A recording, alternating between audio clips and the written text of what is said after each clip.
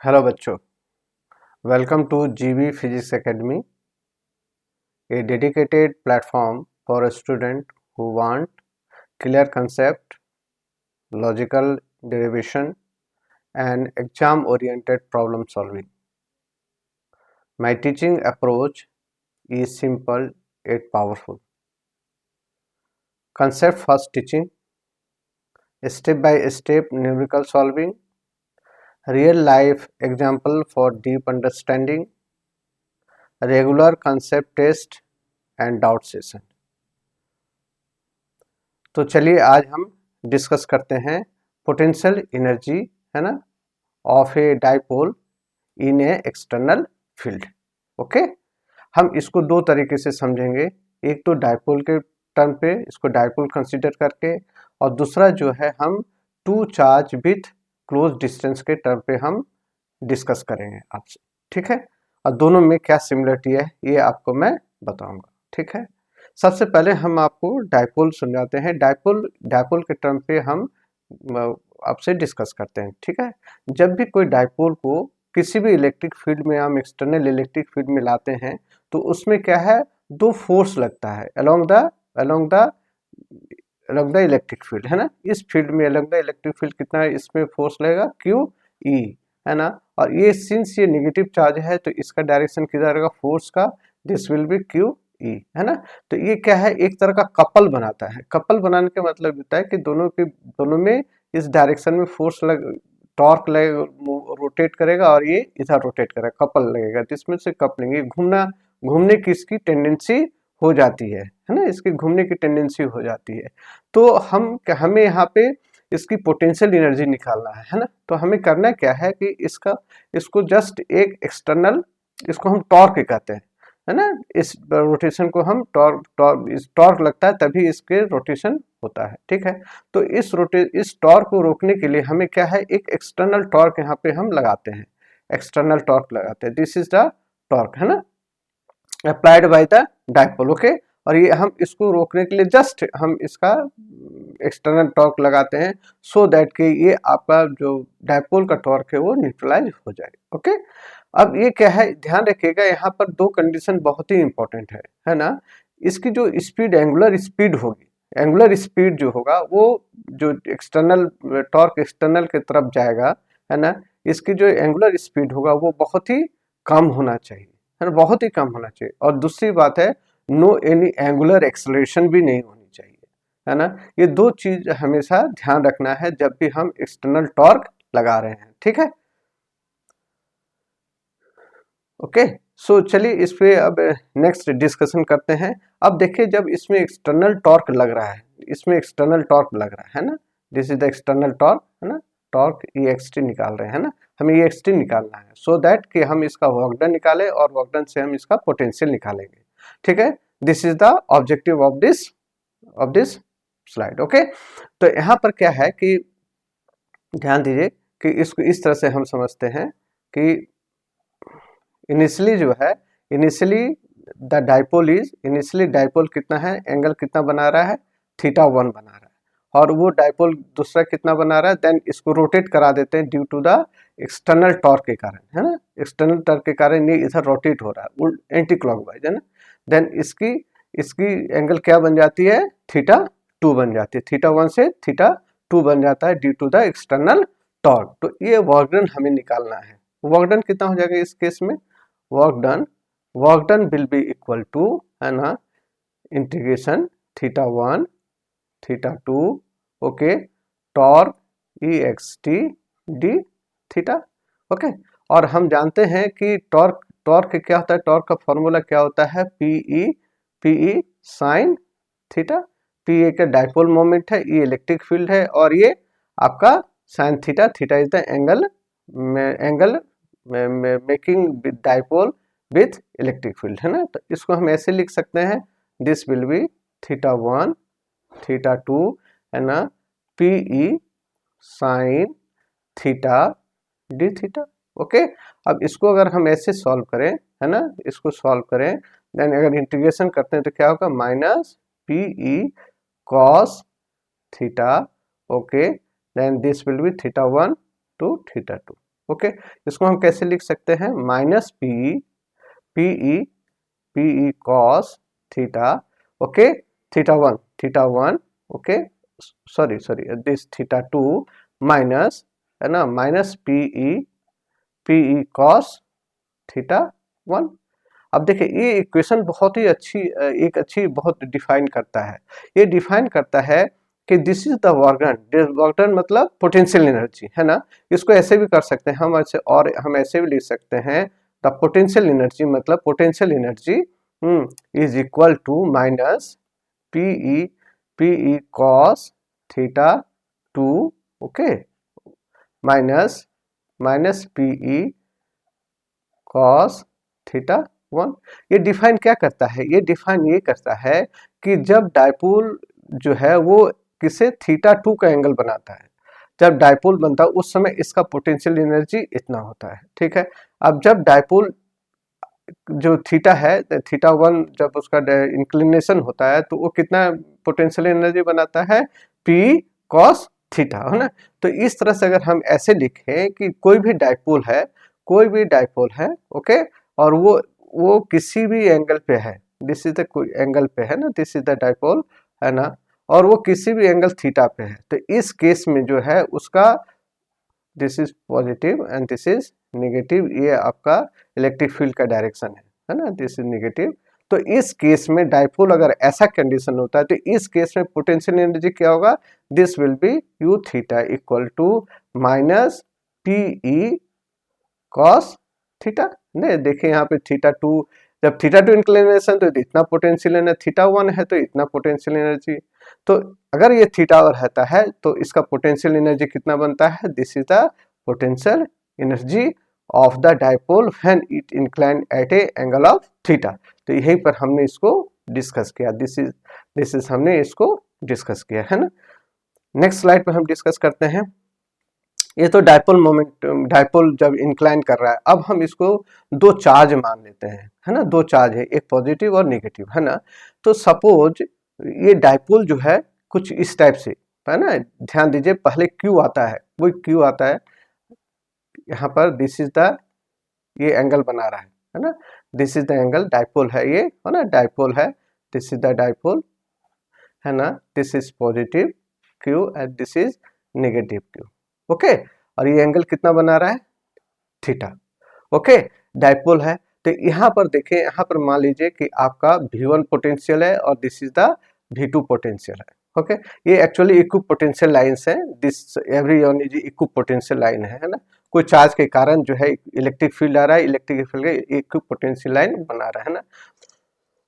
तो इस केस में क्या है, ध्यान दीजिए, हमने इसके पहले भी स्लाइड में डिस्कस किया है कि इस केस में पोटेंशियल वर्क डन कितना होगा, क्यू का वर्क डन कितना होगा, क्यू कितना वर्क डन करेगा, this will be equal to Q V2, the work done इसका उतना हो जाएगा, वर्क डन कितना होगा, इतना हो गया। और माइनस क्यू का कितना, माइनस क्यू का वर्क डन कितना होगा, माइनस क्यू का work done is equal to कितना होगा, minus Q V1, okay, this is the potential difference, okay. अब ध्यान दीजिए, इससे पहले भी हमने डिस्कस किया कि एक और वर्क डन होगा, एक वर्क डन बाई, है ना, by minus Q on plus Q, एक और भी होगा, this will be equal to 1/4 pi epsilon naught minus Q square, है ना, दोनों का मल्टीप्लाई इंटू 2a जो है इसका डिस्टेंस है डायपोल का दोनों का जो है डिस्टेंस जो है आपका कितना है, 2a है ना। तो this is the total work done, है ना। तो टोटल वर्क डन अगर हम ऐसे लिखते हैं, टोटल वर्क डन अगर हम ऐसे लिखते हैं, कितना लिखेंगे, Q V two minus Q V1 minus, है ना, क्या होगा, 1/4 pi epsilon naught Q square upon 2a लिख सकते हैं। इसको हम ऐसे भी लिख सकते हैं, this work done Q V2 minus V1, है ना, minus 1/4 pi epsilon naught Q square upon 2a। तो इसको हम पोटेंशियल एनर्जी भी लिख सकते हैं, this is the potential energy, this is the potential क्योंकि वर्क डन हो रहा है ना। अब ध्यान दीजिए कि यहाँ पर V2 minus V1 this is the potential difference. इसका क्या मतलब होता है? V2 माइनस V1 को हम क्या कहते हैं कि सपोज ये डाइपोल है ना, डाइपोल है, this is the dipole, okay, dipole, this is the positive charge and this is the negative charge, this is the electric field का डायरेक्शन है, इलेक्ट्रिक फील्ड का डायरेक्शन है। तो यहाँ जो this potential difference between this, ये मान लो V2 है ना, V2 है यहाँ पे potential and this is the V1 है ना। तो पोटेंशियल डिफरेंस जो होता है ना, पोटेंशियल डिफरेंस क्या होता है कि 1 कूलम चार्ज, अगर 1 कूलम चार्ज जो है ये यहाँ से यहाँ तक वर्क करता है, इसकी ये टोटल डिस्टेंस इसके बीच कितना a है, तो ये कितना हो जाएगा 2a cos थीटा है ना। तो देखिए 1 कूलम चार्ज जो है आपको 2a डिस्टेंस ट्रेवल करता है। ध्यान दीजिए 1 कूलम है तो कितना यहाँ पे फोर्स लगेगा, q है ना। तो ये क्या होगा 1 into E, this will be equal to E force लग रहा है। तो आप ई फोर्स के अगेंस्ट जो है ई फोर्स, इतना फोर्स लग रहा है, ध्यान दीजिए, लेकिन आप किसके अगेंस्ट जा रहे हैं, इलेक्ट्रिक फील्ड के अगेंस्ट वर्क डन कर रहे हैं ना। तो यहाँ पर V2 माइनस V1 कितना हो जाएगा, V2 minus V1 is equal to कितना हो जाएगा, minus E into 2a cos theta है ना। क्योंकि फोर्स कितना हो गया 1 into E equal to force हो गया, ई होगा क्योंकि 1 कूलम चार्ज है और वो किधर जा रहा है, this is V2 to V1 की तरफ जा रहा है, ठीक है। तो इसका वैल्यू कितना हो जाएगा, दिस विल बी माइनस ई है ना, माइनस ई 2a cos थीटा। अब इसके जगह पर अगर हम वो वैल्यू पुट कर देते हैं है ना, q है ना माइनस ई 2a cos थीटा है ना, -1/4 पाई एप्सिलॉन नॉट, ओके है ना, क्यू स्क्वायर अपॉन 2a। तो दिस विल भी कितना हो जाएगा, दिस विल भी माइनस क्यू ई है ना 2a cos theta minus 1/4 pi epsilon not है ना, क्यू स्क्वायर अपॉन 2a। अब देखिए दिस इज, ये दोनों क्या है आपका डाइपोल मोमेंट हो गया, तो इसको हम ऐसे भी लिख सकते हैं minus EP cos theta minus 1/4 pi epsilon naught Q square upon 2a है ना, ओके। तो इसको इस इक्वेशन को हम ऐसे भी लिख सकते हैं, दिस विल बी, अगर वेक्टर फॉर्म पे अगर लिखना है minus E dot p dot minus 1/4 पाई 1/4 pi epsilon naught Q square upon 2a लिख सकते हैं है ना। तो अब देखिए क्या है कि ये जो केस है, ये टोटल ये जो आपका पोटेंशियल एनर्जी आया, पोटेंशियल एनर्जी जो होता है जब 2 चार्ज का हम केस करते हैं तो उस केस में आपका पोटेंशियल एनर्जी कितना आता है, minus E dot P minus 1/4 pi epsilon naught Q square upon 2a, ठीक है। अब देखिए इसको मान लेते हैं हम, दिस इज ओके, आगे हम डिस्कस करेंगे। दिस इज मान ले थीटा ही मान लेते हैं यहाँ पे, क्यू थीटा है ना, क्यू थीटा डॉट डैश मान लेते हैं है ना, क्योंकि नेक्स्ट हम डिस्कस करेंगे। अब देखिए यहाँ पर क्या है, इनिशियली हमने डाइपोल जब हमने कंसीडर किया था तो उस समय हमने क्या माना था, P minus P cos theta, ये हमारा क्या है पोटेंशियल एनर्जी आया था, ओके। जब हम 2 चार्ज केस करते हैं तो उस केस में हमारा पोटेंशियल एनर्जी कितना आता है, माइनस पी है ना, minus Q square upon 4 pi epsilon not है ना, 4 पाई एप्सिलॉन नॉट इंटू 2a है ना। अब ध्यान दीजिए कि इन दोनों में क्या सिमिलरिटी है। सिमिलरिटी ये है कि ध्यान दीजिए कि ये जो Q है, Q डाइपोल का जो Q है ये कांस्टेंट होता है, 2a कांस्टेंट होता है, दोनों के बीच हमने दोनों में डिस्टेंस लिया, दोनों में similarity, and 4 pi epsilon not जो होता है ये भी कांस्टेंट है।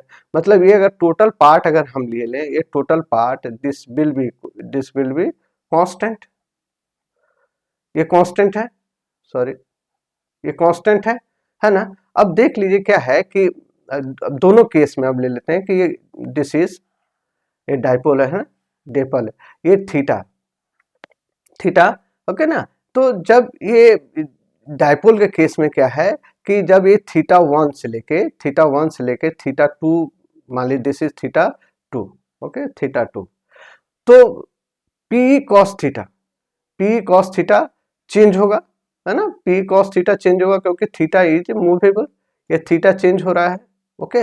इन केस में भी आपका पी डॉट ई है तो पी कॉस थीटा है, इसको हमने ऐसे भी लिखे हैं, क्या है, minus P E cos theta minus Q square upon 4 pi epsilon not 2a।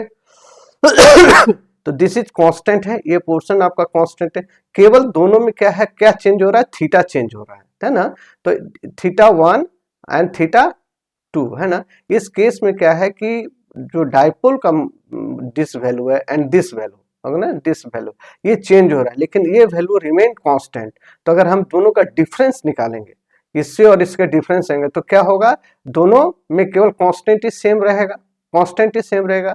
अगर पी कॉस थीटा 1, मान लीजिए इसको हम ऐसे लिख सकते हैं कि जो यू डैश थीटा है ना, थीटा 1 के केस में क्या हो जाएगा, P E minus P E cos theta 1, है ना, माइनस, है ना, Q square upon 4 pi epsilon not into 2a।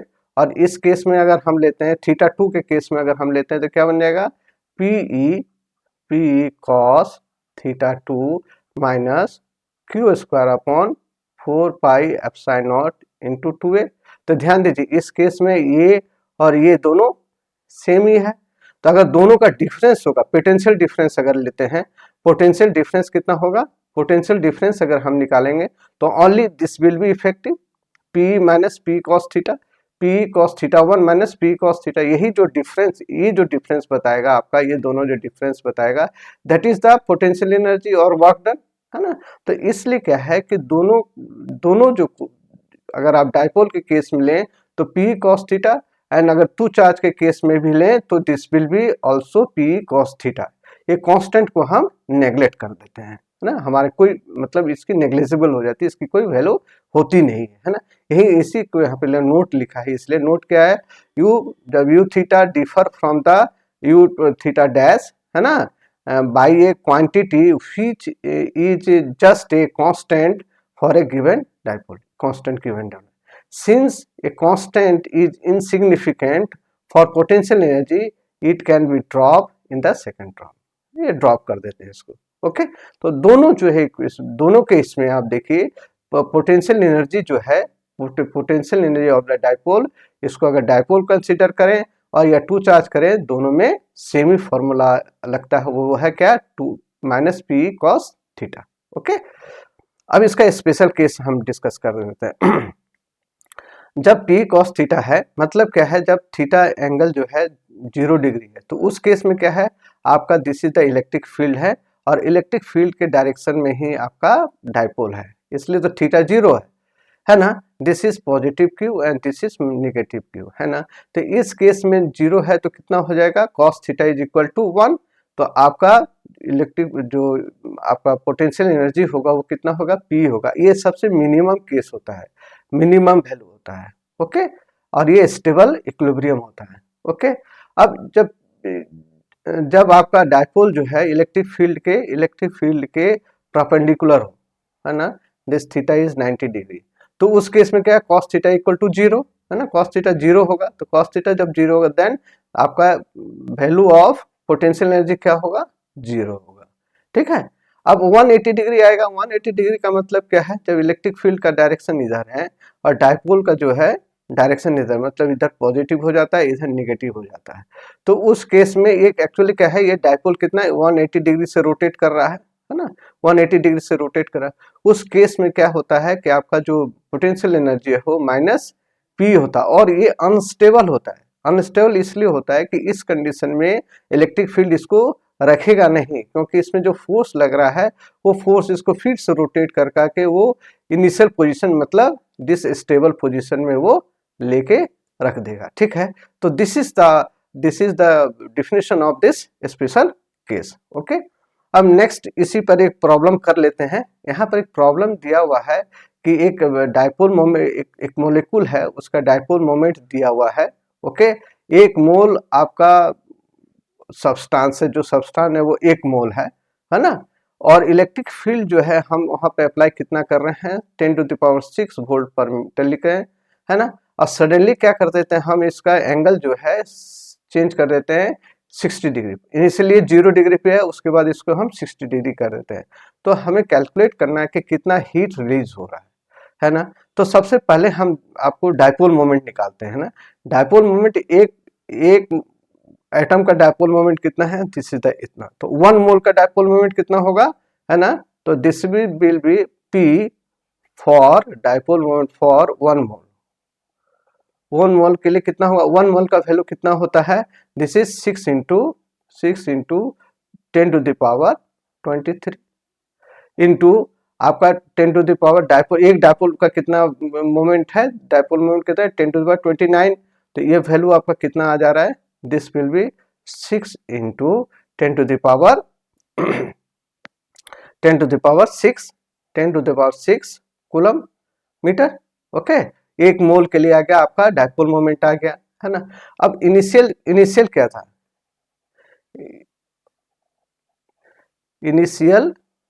Initial जो है potential energy, initial potential energy कितना था, एनर्जी U नॉट मान लेते हैं। U नॉट कितना था आपका, minus PE cos theta. Theta कितना था, 0 डिग्री, है ना। तो यहाँ पे P कितना दिया हुआ है आपका, टोटल पोटेंशियल 1 मोल का डायपोल मोमेंट कितना दिया हुआ है, -6 इंटू 10⁻⁻6। E का वैल्यू कितना दिया हुआ है, 10⁻6 दिया हुआ है, 10⁻6 दिया हुआ है। तो ये कितना हो जाएगा, -6 जूल, है ना। इनिशियल जो है पोटेंशियल एनर्जी कितना था, इतना जूल था। अब फाइनल कितना होता है, फाइनल पोटेंशियल एनर्जी कितना है, पोटेंशियल एनर्जी UF मान लेते हैं। UF कितना है, this will B minus PE cos theta. Theta कितना है आपका, 60 डिग्री है ना। तो इस केस में आपका कितना बन जाएगा, -6 into 10⁻⁻6 into 10⁻6 plus 6 into cos 60 degree half. तो इसका वैल्यू कितना हो जाएगा, -3 जूल, है ना। तो ध्यान दीजिए, इनिशियली कितना था, 6 जूल था। इनिशियली क्या था, 6 जूल था। फाइनल कितना हो गया, -3 जूल, है ना। तो हीट रिलीज कितना हो जाएगा आपका, देन हीट रिलीज कितना हो जाएगा, दिस फाइनल -3 जूल -6 जूल। तो आगे कितना आ जाएगा, 3 जूल। तो ये इतना एनर्जी जो है आपका हीट रिलीज हो रहा है, this is the heat release. इतना अमाउंट ऑफ हीट रिलीज हो रहा है from the substance, okay, when it is moving from 0 degree to 60 degree. Okay, so this is my lecture of today. Next lecture I will discuss more. Okay, thank you very much.